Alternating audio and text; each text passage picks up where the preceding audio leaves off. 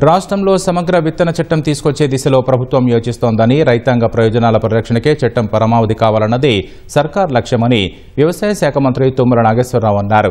సచివాలయంలో సమగ్ర విత్తన చట్టం ఆవశ్యకత, చట్టంలో అదనంగా చేర్చాల్సిన అంశాలపై రైతు కమిషన్ చైర్మన్ కోదండరెడ్డి, సభ్యులు, సంబంధిత అధికారులతో మంత్రి సుదీర్ఘంగా చర్చించారు.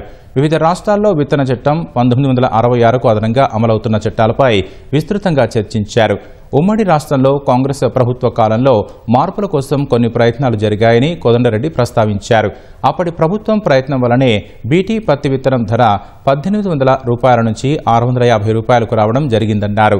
పుట్టుగొడుగుల్లా పుట్టుకొస్తున్న విత్తన కంపెనీల R&D పనులపై నిరంతర నిఘా అవసరమని మంత్రి తెలిపారు. ఎవరైనా కల్తీ విత్తనాలు సరఫరా చేస్తే తీసుకునే చర్యలు కఠినంగా రూపొందించాలని సూచించారు. 3 నుంచి 5 మంది సభ్యులతో కమిటీ ఏర్పాటు చేసి 3 నెలల్లో ముసాయిదా సిద్ధమయ్యేలా చూడాలని మంత్రి ఆదేశించారు.